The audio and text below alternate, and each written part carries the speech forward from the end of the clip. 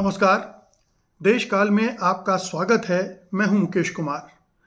दोस्तों, 2 दिन पहले आरएसएस के सरसंघ चालक मोहन भागवत ने एक बयान दिया था। उसको लेकर व्यापक प्रतिक्रियाएं हुई। विपक्षी दलों ने एक तरह से उनके बयान का स्वागत किया, उन पर सवाल भी उठाए और उनका मजाक भी बनाया।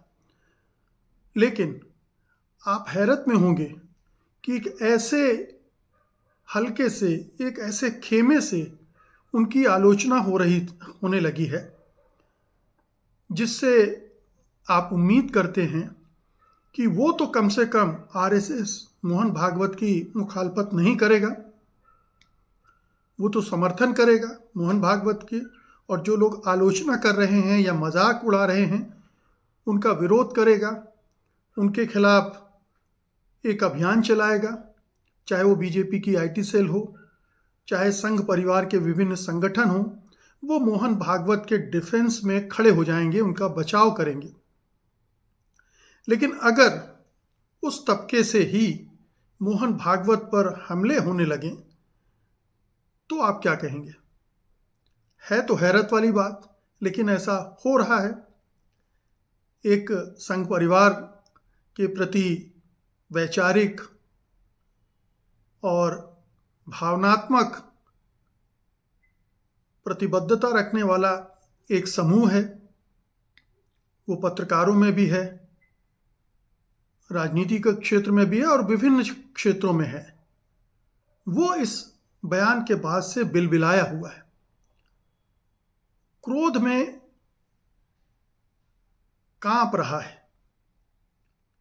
अगर उसका वश चले तो वो मोहन भागवत के खिलाफ राष्ट्रीय स्तर पर एक आंदोलन छेड़ दे, उनको उनके पद से हटाने के लिए। उनकी नीयत पर शक कर रहा है, उनकी रणनीति पर शक कर रहा है, और उसे लग रहा है कि मोहन भागवत जो हिंदुत्व का प्रोजेक्ट चल रहा है, हिंदू राष्ट्र का जो प्रोजेक्ट चल रहा है, उसको पंचर करने में लगे, उसको नुकसान पहुंचा रहे हैं। और ये जो खेमा है जिसकी बात मैं कर रहा हूं, दरअसल वो खेमा बावजूद इसके कि संघ परिवार से उसका गहरा ताल्लुक है, बावजूद इसके कि वो आरएसएस के साथ जुड़ा हुआ है, आरएसएस के खिलाफ नहीं है,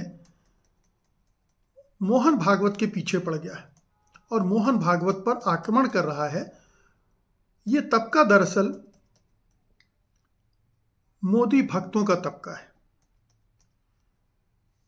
प्रधानमंत्री मोदी के चापलूसों की एक फौज खड़ी हो गई है पत्रकारों में, और वो पत्रकार जब भी कोई कहीं से थोड़ी सी भी आलोचना प्रधानमंत्री मोदी की होती है या उनकी सरकार की होती है, उनकी नीतियों की होती है, उनकी असफलताओं की होती है, तो वो टूट पड़ता है। ठीक है, अगर विपक्षी दल कर रहे हैं तो उसका टूट पड़ना जायज़ बनता है। अगर दूसरे विरोधी खेमे, चाहे वो राजनीति से इतर हों, अगर वो आलोचना कर रहे हैं, जैसे पत्रकारों में भी हैं जो मोदी सरकार की आलोचना करते रहते हैं, अगर वो उनकी आलोचना करे तो भी समझ में आता है। लेकिन उस संगठन की जिससे निकलकर नरेंद्र मोदी प्रधानमंत्री बने हैं, जिसके वो प्रचारक रहे हैं, स्वयं सेवक रहे हैं, उसकी नीतियों पर चलते रहे हैं, उसके एजेंडे को आगे बढ़ाने का काम कर रहे हैं, उसी आरएसएस पर टूट पड़ना इन मोदी भक्तों को समझने के लिए, इस उनके गुस्से को समझने के लिए थोड़ा तह में जाना पड़ेगा। दरअसल ये जो मोदी भक्तों का समूह है, वो एक तो मोदी के प्रति इतना निष्ठावान है, उनके प्रति इतना लगाव, इतनी भक्ति रखता है, अंधभक्ति रखता है, कि उसे सही और गलत का फर्क समझ में नहीं आता है। उसे बस एक चीज समझ में आती है, उसके अंदर बस एक बात घर कर के बैठी हुई है कि जैसे भी हो तुरंत हिंदू राष्ट्र बनना चाहिए और मुसलमानों को सबक सिखाया जाना चाहिए। वो प्रतिशोध से भरे हुए हैं और जब भी मुसलमानों के खिलाफ कोई भी हरकत किसी भी पक्ष से होती है, किसी भी व्यक्ति की तरफ से होती है, तो वो खुश होते हैं, तालियां बजाते हैं। अब ये जो पूरा विवाद खड़ा हुआ है उसकी पृष्ठभूमि आप जानते ही हैं कि अभी जो ताज़ा बयान है मोहन भागवत का, जिसमें उन्होंने बिना किसी का नाम लिए ये कह दिया था कि राम मंदिर वाला मसला तो हो गया, लेकिन अब और मंदिर नहीं ढूंढे जाने चाहिए और विवाद नहीं खड़े किया जाने चाहिए राम मंदिर की तर्ज पर। और जो लोग ये कर रहे हैं वो ऐसे मुद्दों को उछालकर हिंदुओं का नेता बनने की कोशिश कर रहे हैं। ये बात बहुत गहरे तक चुभ गई है इस तबके को, इन पत्रकारों को। मैं बुद्धिजीवी तो नहीं कहूँगा क्योंकि उनका अकाल है संघ परिवार में, बौद्धिक वर्ग वहाँ है ही नहीं। वहाँ एक अंधभक्तों का समूह है जिसके पास सोचने समझने विचारने की शक्ति नहीं है। वो एक अंधे एजेंडे से प्रेरित है। प्रतिशोध की अग्नि उसके अंदर दिन रात जलती रहती है, नफरत से वो उबलते रहते हैं और हर समय उनके दिमाग में हिंसक आइडिया आते रहते हैं। उन्हें इससे मतलब नहीं कि वो जो सोच रहे हैं उससे भारत का भविष्य क्या होगा, भारत की छवि क्या बनेगी और भारत को नुकसान क्या क्या होने वाला है, इससे उन्हें कोई लेना देना नहीं। उन्हें मतलब है ये जो 3-4 बिंदु मैंने गिनाए हैं उसके आधार पर संघ चले, और उसके आधार पर अगर संघ चलते हुए नहीं दिखता है उनको तो वो उससे बौखला जाते हैं, हड़बड़ा जाते हैं और टूट पड़ते हैं। वो सवाल कर रहे हैं कि आखिरकार मोहन भागवत किसको कह रहे हैं कि हिंदुओं की राजनीति कर रहा है। ये मंदिर ढूंढकर जगह जगह कौन हिंदुओं का नेता बनना चाहता है। एक तो वो 2 वकील हैं, विष्णु शंकर जैन और हरिशंकर जैन, पिता पुत्र, जो इस तरह के वितंडे खड़े करने में उस्ताद हैं और हर जगह अब हीरो बन गए हैं, हिंदू धर्म के उद्धारक बन गए हैं। तो वो 2 तो राजनीति कर ही रहे हैं, हीरो बनने की कोशिश तो कर ही रहे हैं जगह जगह ये सब मुकदमेबाजी करके। तो ये इन मोदी भक्तों के हीरो हैं और अपने हीरो की आलोचना करते हुए वो नहीं देखना चाहते। उन्हें ये कतई गवारा नहीं है कि ऐसे लोगों की कोई आलोचना हो। दूसरी बात यह है कि वो पूछ रहे हैं कि मोहन भागवत किन की तरफ इशारा कर रहे हैं। उनको लगता है कि ये इशारा प्रधानमंत्री नरेंद्र मोदी की तरफ है, उत्तर प्रदेश के मुख्यमंत्री योगी आदित्यनाथ की तरफ है, क्योंकि ये दोनों ही नेता हिंदू हृदय सम्राट बनने की होड़ में हैं, या यूं कहें कि अपने को मानते हैं।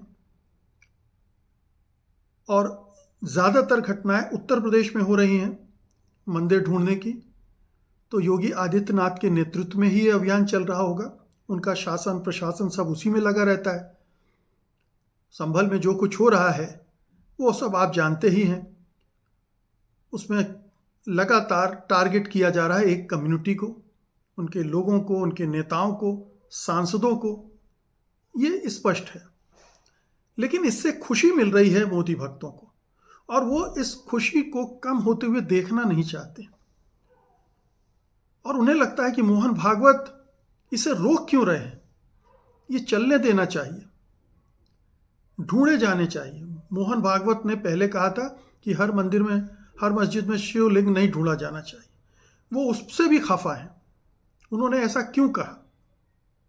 मोहन भागवत ने एक बार कहा था कि हिंदुस्तान में रहने वाले हर व्यक्ति का डीएनए एक है, वो इससे भी नाराज। वो मानने को तैयार नहीं कि हिंदू और मुसलमानों का डीएनए एक है, जबकि हम सब जानते हैं कि हिंदुस्तान के अधिकांश मुसलमान कन्वर्टेड हैं, वो हिंदुओं से मुसलमान बने, तो उनका डीएनए तो एक ही होगा अगर आप वैज्ञानिक दृष्टि से देखें तो। लेकिन ये मोदी भक्त, अंध भक्त इसको स्वीकार करने के लिए तैयार नहीं है, तो इससे भी वो खफा है। दरअसल मोहन भागवत से ये नाराज़गी शुरू हुई थी लोकसभा चुनाव के परिणाम आने के बाद।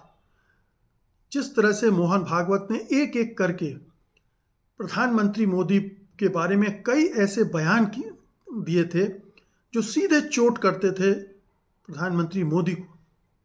उन्होंने साफ कहा था अहंकार नहीं होना चाहिए, विपक्ष को दुश्मन नहीं समझना चाहिए। उन्होंने कहा था कि ये जो खुद को भगवान समझने की कोशिश है, ह्यूमन, सुपर ह्यूमन, ये नहीं होना चाहिए। सुपरमैन बनने की कोशिश नहीं करना चाहिए, इंसान ही रहना चाहिए। ये तमाम जो उस समय उन्होंने वाक्य कहे थे, उससे ये मोदी भक्त भड़क गए थे, जबरदस्त तरीके से भड़क गए थे, और उन्होंने मोहन भागवत के खिलाफ एक तरह से कैंपेन चला दी थी। इसके बाद मुद्दा आया था कि बीजेपी का अध्यक्ष कौन बनेगा। इसको लेकर भी हंगामा मचा था कि संघ अपने आदमी को पार्टी अध्यक्ष बनाना चाहता है और प्रधानमंत्री मोदी पर अंकुश लगाना चाहता है। इससे भी उनको बड़ी तकलीफ हुई थी, और अब तकलीफ हो रही है जो मोहन भागवत ने ये कह दिया है कि हिंदुओं के नेता बनने की कोशिश की जा रही।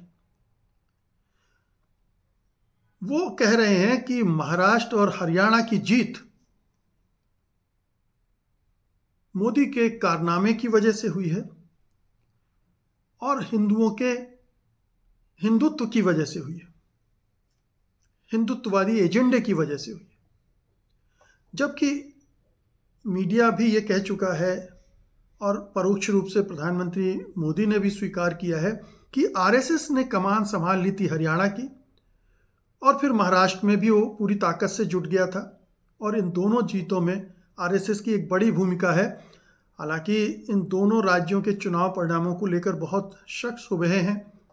हम सब जानते हैं कि किस किस तरह से धांधली की गई है, और उस धांधली पर पर्दा डालने के लिए क्या क्या किया जा रहा है। अभी एक चुनाव संचालन के नियमों में एक संशोधन भी इसीलिए कर दिया गया कि वीडियो फुटेज नहीं देंगे हम किसी को, क्योंकि उसमें चोरी पकड़ी जाएगी। तो ये सारे धतकर्म ये सरकार कर रही है। हो सकता है कि ये धांधलेबाजी की भी भूमिका रही हो, लेकिन आरएसएस को लगता है कि उसने ये दो राज्यों के चुनाव जितवाए। ये क्रेडिट मोदी भक्त उसको नहीं देना चाहते। मोदी भक्तों का कहना है कि ये चुनाव में जीत हुई है तो मोदी सरकार की वजह से, मोदी सरकार के एजेंडे की वजह से, और आम हिंदू मानस में ये बन गया है कि हिंदुत्व का प्रोजेक्ट है और हमें इसके साथ जुड़ना चाहिए। हालांकि आंकड़े इसकी गवाही नहीं देते, आंकड़े बिल्कुल भी इसकी गवाही नहीं देते हैं कि बहुसंख्यक हिंदू आरएसएस या बीजेपी के साथ है। वो अभी भी उसका जो 3/4 हिस्सा है वो उसके खिलाफ, वो दूसरों को वोट दे रहा है। और अगर ऐसा ना होता तो उत्तर प्रदेश में बीजेपी को जिस तरह की भारी चोट मिली है वो क्यों मिलती, महाराष्ट्र में क्यों मिलती, राजस्थान में क्यों मिलती। तो ये, लेकिन मोदी भक्त तो एक दृष्टि से देखते हैं अपने नेता को बचाने के लिए, अपने नेता की वाहवाही करने के लिए कि उसने झंडे गाड़ दिए हैं।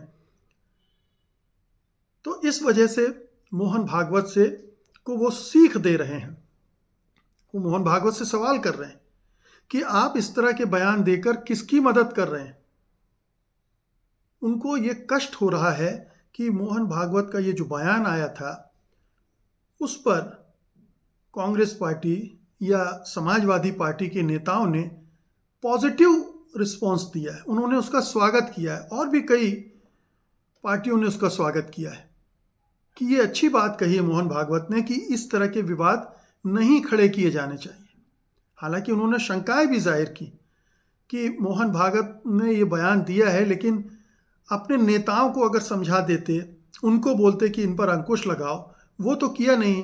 वो इस तरह के बयान देकर खामोश हो जाते हैं, जैसे बस इतना ही उनका काम हो, जबकि ये सारे विवाद खड़े करने वाले उनके अपने ही लोग हैं, अपने ही नेता हैं।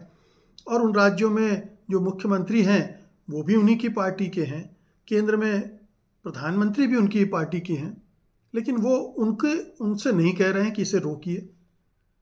वो अपने कार्यकर्ताओं से कह रहे हैं कि ऐसा मत कीजिए। तो शंका की पूरी गुंजाइश है, बल्कि है, वो शंका उस पर करनी चाहिए। मोहन भागवत ने जो कहा है उस पर कभी अमल नहीं किया है, कथनी करनी में उनका बड़ा फर्क रहा है। लेकिन ये दूसरा मुद्दा है। कष्ट इस वजह से हो रहा है कि दूसरी पार्टी मोहन भागवत की तारीफ कर रहे हैं इस पूरे अभियान को रोकने के लिए, और ये अभियान चलना चाहिए उनके हिसाब से। यानी देश में इस तरह के मंदिर मस्जिद खोजे जाने चाहिए, अभियान चलना चाहिए। उससे बेशक हिंसा का वातावरण बने, विद्वेष फैले, उससे उन्हें कोई लेना देना नहीं। देश रसातल में चला जाए, सिविल वार हो जाए, इससे उन्हें कोई फर्क नहीं पड़ता है। उन्हें तो चाहिए कि ये अभियान चलता रहे, और जो भी इस अभियान पर ब्रेक लगाने की कोशिश करता है उनकी नज़र में वो खलनायक हो जाता है। मोहन भागवत को वो खलनायक की तरह से देख रहे हैं, बल्कि उन्हें तो चेतावनी दे रहे हैं। उन्हें चेतावनी देते हुए कह रहे हैं कि मोहन भागवत जी, आपकी राय होगी, लेकिन आरएसएस के कार्यकर्ता प्रचारक भी आपकी राय से सहमत नहीं है।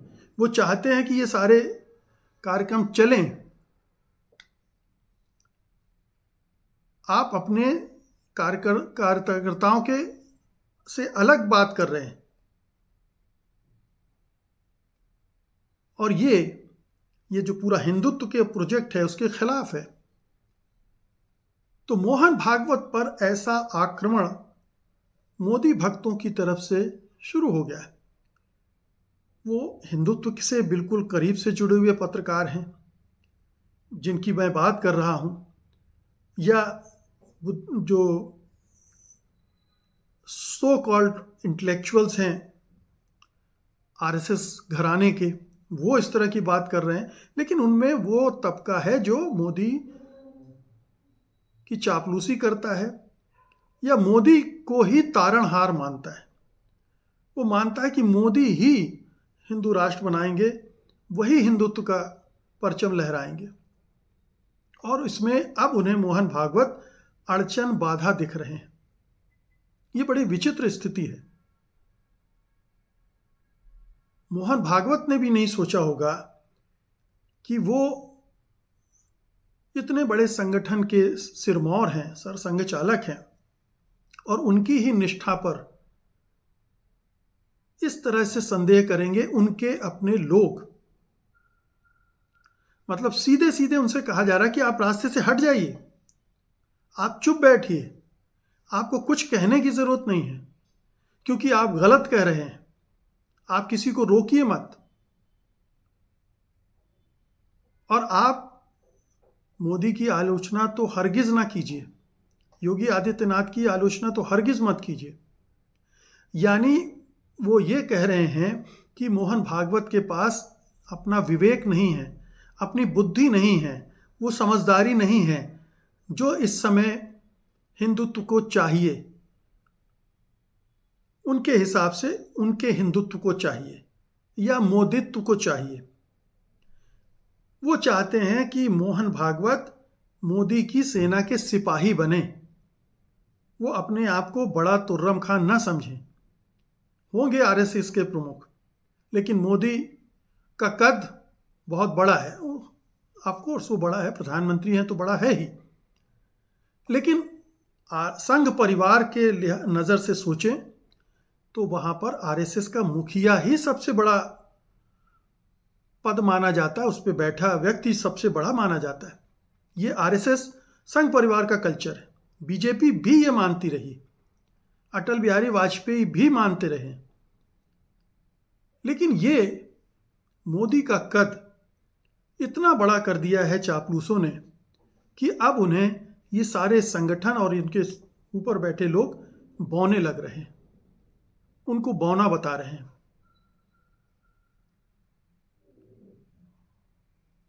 कोई आश्चर्य नहीं कि अगर अब मोहन भागवत 2-4 और बयान देंगे तो ये लोग उनको हटाने की भी मांग करने लगे, पूछने लगेंगे आपकी हैसियत क्या है, आप चुप बैठिए या दूसरे को सरसंघ चालक बनाइए, आप अब काम के नहीं रह गए। ये मांग भी होने लगेगी तो कोई आश्चर्य नहीं होगा। लेकिन आप ये देखिए कि एक व्यक्ति, भले ही उसकी मंशा नियत कुछ भी रहे हो, एक उसने अच्छा बयान दिया है। मोहन भागवत ने अच्छी बात कही है कि ये झगड़े नहीं होने चाहिए, इसने रोका जाना चाहिए। ये अच्छी बात, समझदारी वाली बात पच नहीं रही है इन सारे मोदी भक्तों को, और वो उनको पूरी तरह से खारिज कर रहे हैं, सिर्फ इसलिए कि उनके अंदर हिंसा भरी हुई है, उनके अंदर नफरत भरी हुई है, प्रतिशोध की आग से वो जल रहे हैं। वो चाहते हैं कि देश में मार काट हो, सिविल वार की नौबत आ जाए, कोई बात नहीं, लेकिन ये सारा कुछ चलते रहना चाहिए, क्योंकि इसी चलते रहने से हिंदुत्व आगे बढ़ेगा। भले ही हिंदू धर्म बदनाम हो जाए, लेकिन हिंदुत्व इसी से आगे बढ़ेगा। जितना हिंसक और उग्र होगा ये अभियान, उतना हिंदू एकजुट होगा, उनकी मान्यता है। और जो जाति का जो बंटवारा होता है, जाति की वजह से हिंदू समाज जो बंट जाता है, वो बंटवारा खत्म होगा। तो ये उनका एजेंडा है। अब आप सोच लीजिए कि इसमें भागवत जी के लिए क्या जगह होगी। बहुत बहुत शुक्रिया आपका, धन्यवाद, नमस्कार।